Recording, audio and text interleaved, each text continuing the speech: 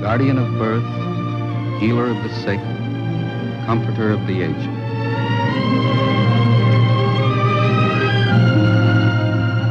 To the profession of medicine, to the men and women who labor in its cause, this story is dedicated.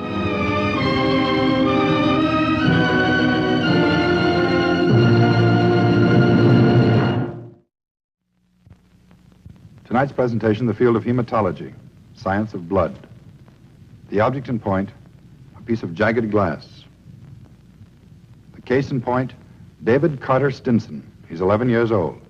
From the day he was born, his life's been in constant jeopardy. A simple cut, an unlucky fall, a bruise, any of these could mean death for him. His condition is sometimes referred to as the royal disease, the malady of kings. But David's not a king. He's just a young boy in a lot of trouble. David, tell the class who captured Mexico City and when. David? David, are you listening? In November 1519, Hernando Cortez marched on the Aztec capital, Mexico City.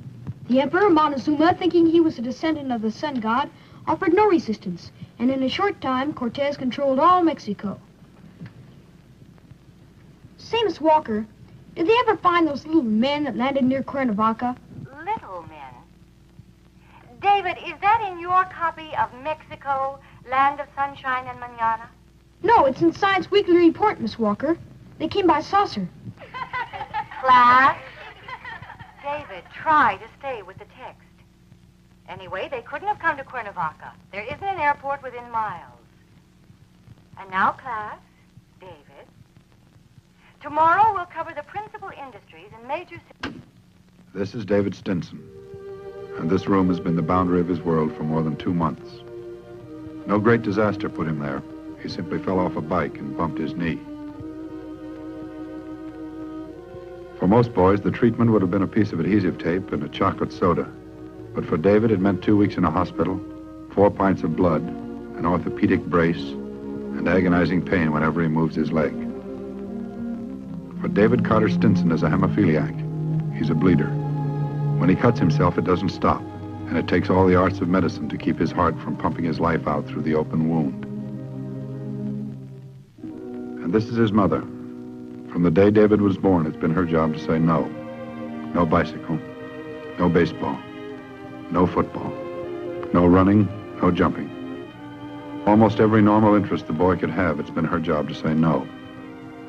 But she watches over him fiercely, torn with 2 emotions, love and guilt. The guilt, she blames herself for her son's disease.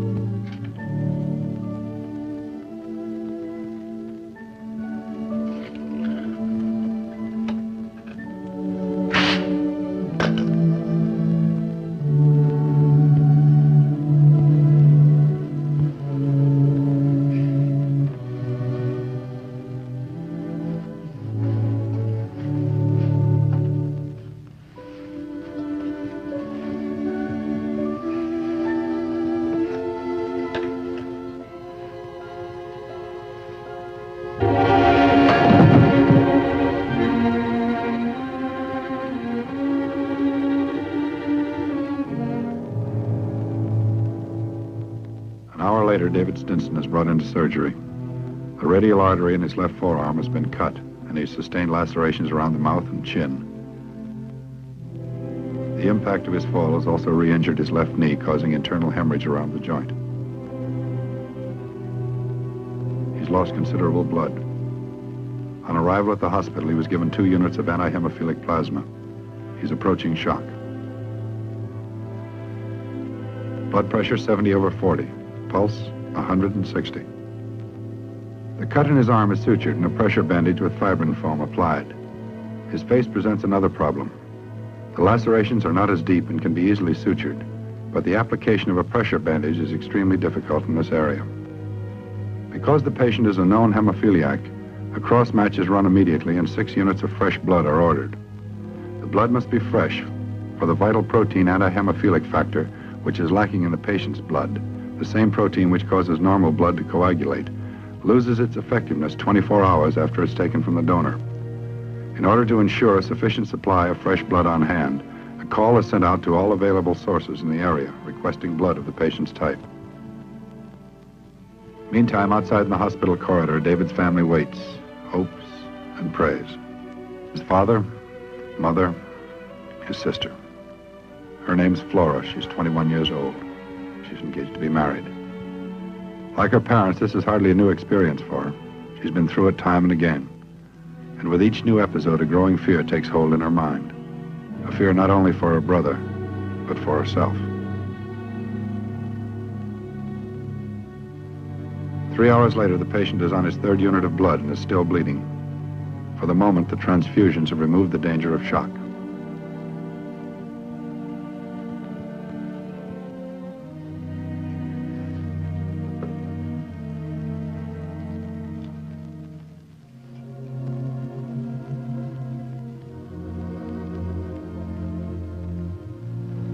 Makes 1,500 cc's. He's a sick boy. Seems there's enough AHF in the blood we've given him to induce clotting. Well, it's not quite that simple, Carl. Hemophiliacs not only lack the AHF factor in the blood, they tend to resist it. Sometimes one of them will build up antibodies that fight it, the one thing that can save their lives. I heard about a patient that took 30 transfusions but was still bleeding when he died. What about isolating the AHF? I mean, so it could be administered in massive doses. Has anybody tried it? No, it's been tried experimentally. It's not too reliable yet. So far, the best we've got is fresh blood and plasma. All we can do is what we are doing. I talked to George Fletcher, the hematologist. He agrees with the procedure we're following. If you want me for anything, I'll be outside getting a history from the parents. Tell him I'll be out as soon as I can. Right. Dr. Steiner, look at this.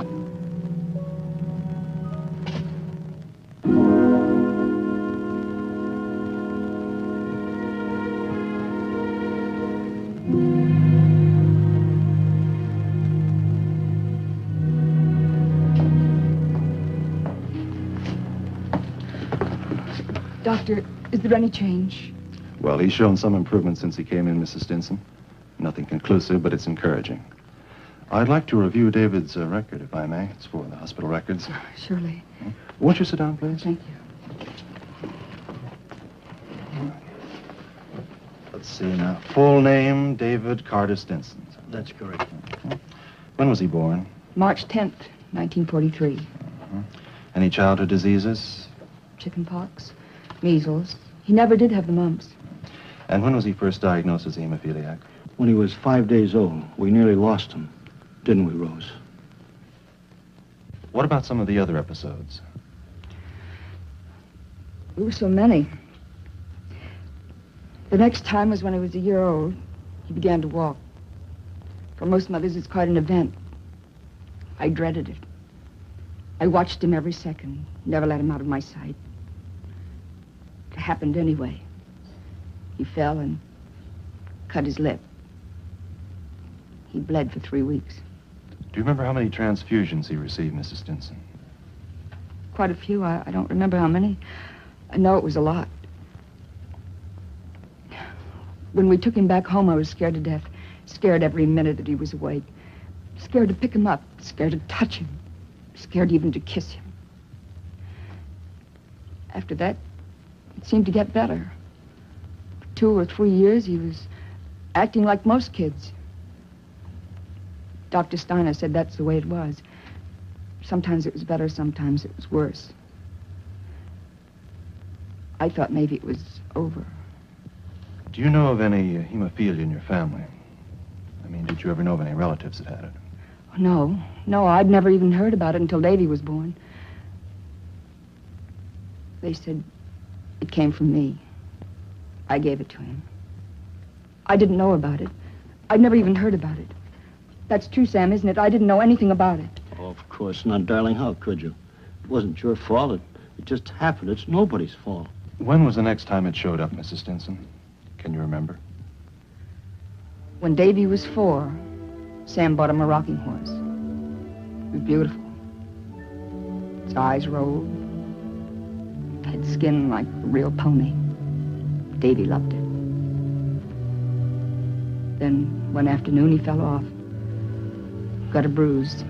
A bad one. Was he hospitalized for that? He was in for over a month. Had to wear a brace.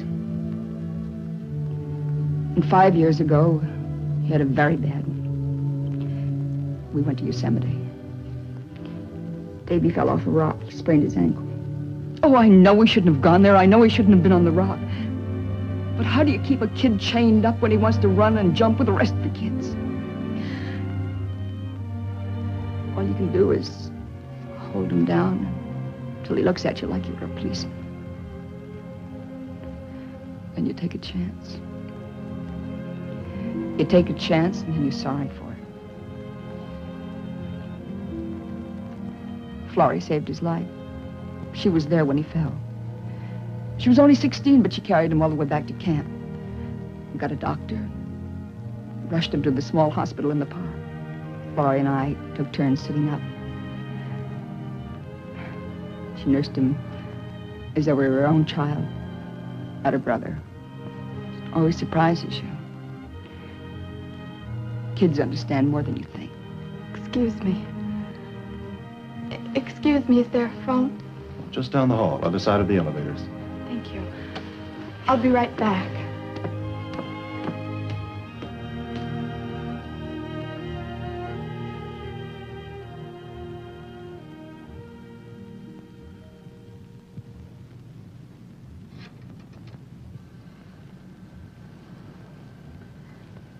Jimmy, this is Florrie. I'm still at the hospital. Yeah.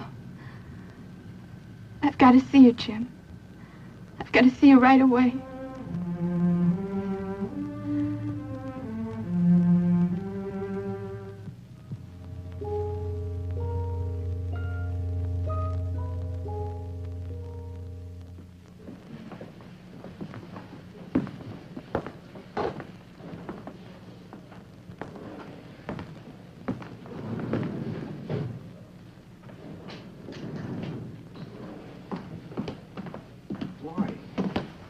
What's doing? Hi. How's Davy? We don't know yet. I'm sorry to call you out so late. That's okay. You sounded so funny on the phone, kind of scared me. What's it all about? What's the matter? Jimmy, are you really thinking about marrying me? Is that what you brought me down here for? Answer me. Do you really want to marry me? Well, I think so, Florrie. I mean, well, we talked about it, you know. Later on. Gee, do we have to set the date right now? Do you really know what Davy's trouble is? Sure, he's kind of sickly. He gets hurt easy. He's a hemophiliac. Hmm? He's a bleeder. If we get married, if we have a baby, a boy, he could be just like Davy. Well, how come? You're from the same family. You didn't get it. No, I give it. Women aren't affected by it. They only give it. I'm a carrier. Well, how do you know? There's no way of knowing for sure. Not until I have a baby. But there must be some kind of a test. There must be some way of telling. There isn't. All I know is it's in the family blood, and it could be in mine. If I've got it, I could pass it on to my kids.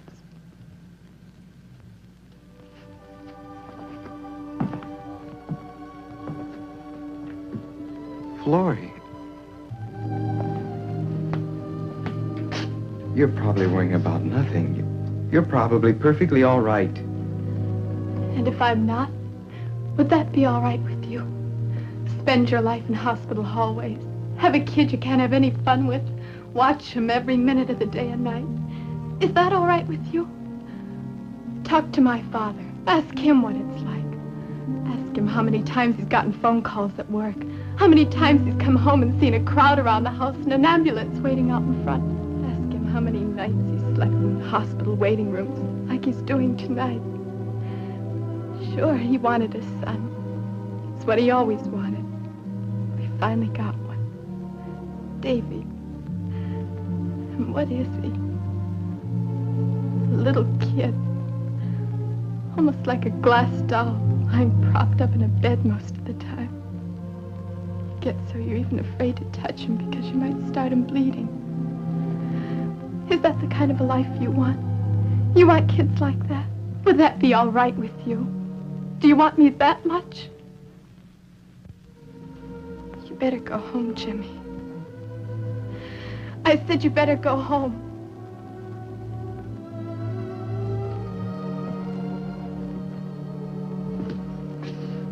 You're all wrong.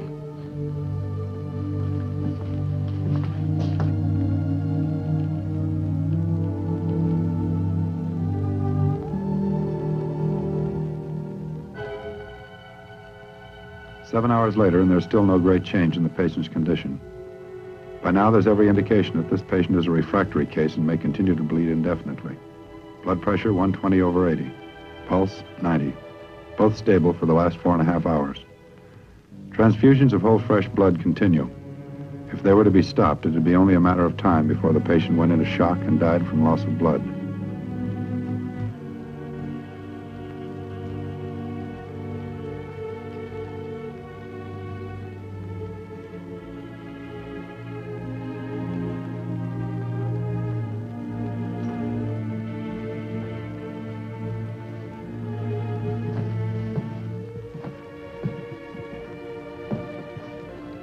Pressure bandage is changed at regular intervals.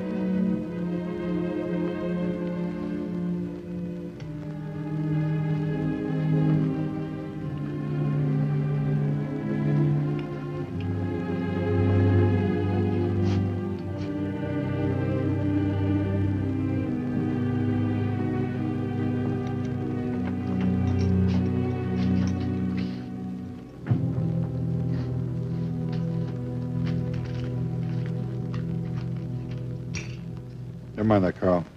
We won't need it now. What is it? He stopped bleeding.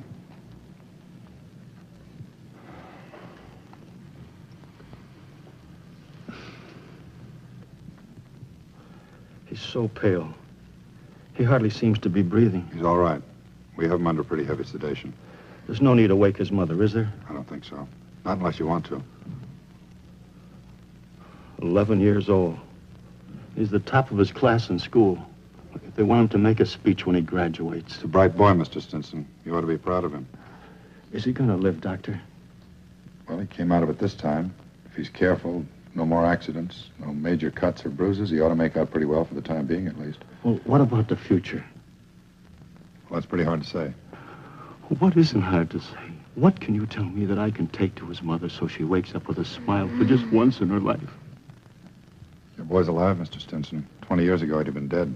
Alive? Alive for what? So he can spend his life in hospital beds with braces and wheelchairs? Would you like to come outside, Mr. Stinson? We can talk about it there. What can you tell me outside that you can't tell me in here? I can tell you the truth.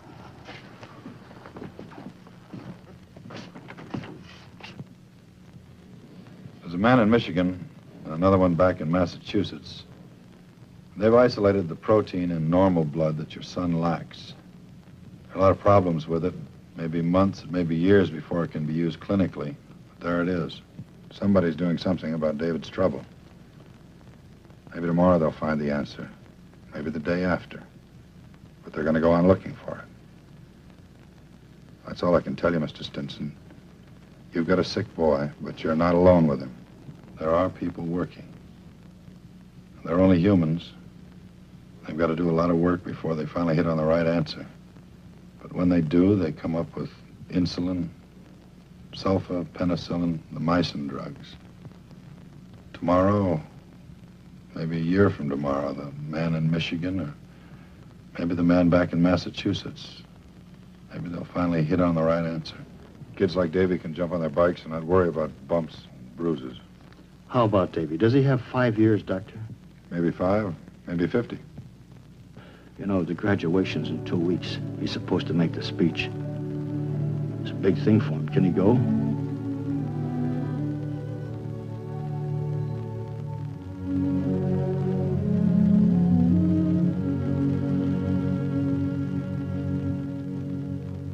David Stinson, I, Rhonda Meade, is Vice President of the graduating class of Jefferson Grammar School, am proud to congratulate you on your achievement as honor student of the class of 1954. I now present our class president, Michael Elliott. David Stinson, I, Michael Elliott, as president of the graduating class of Jefferson Grammar School, am proud to congratulate you on your achievement as honor student of the class of 1954. Even though you were in attendance only 72 days during the school year, your record was outstanding and you were chosen valedictorian by the students and teachers of the class. It is my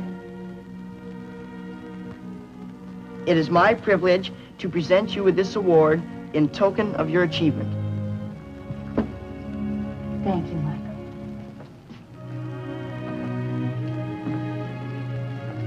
And now I'd like to present our valedictorian, David Stinson. Thank you, Miss Walker. Miss Walker, fellow students, first, let me thank you for your gifts and for having elected me valedictorian. What does valedictorian mean? Valedictorian means the one who gives the valedictory. What does valedictory mean? Valedictory means of or pertaining to leave-taking or saying goodbye. And we are saying goodbye. Goodbye to childish thoughts and actions, to jungle gyms and sandboxes. Hello to a new life of work and play at junior high. But we must be thinking of what kind of men and women we will want to be in the far future of 10 years from now. We must ask ourselves, what does the future hold for me? Florrie, I've been waiting for you. I'm late, Jimmy. It's Davy's graduation. I wish you'd listen to me first. It's important. It's been 2 weeks, Florrie. I haven't seen you. I haven't called you. I suppose you thought I was trying to ditch you. Well, I'm not. You gave me a lot to think about, Davy and all this hemophilia stuff. Well, I thought about it. I thought about every angle. It's time, Florrie. I guess we gotta grow up. A month ago, we were kids. We're not kids anymore. We both know the score. Well, that's all there is to it. I love you. I want to marry you. I want to have kids. I want to be with you. That's all I've got to say. What do you think? Well, I'm glad we got that settled. Which way is Davy's room? Come with me. And so, fellow students, I say this is the most exciting time to be alive. Each of us, in his own way, was prepared to face his own future. Yes, nothing is impossible for those who have faith in the future. Fellow classmates, the world is our oyster.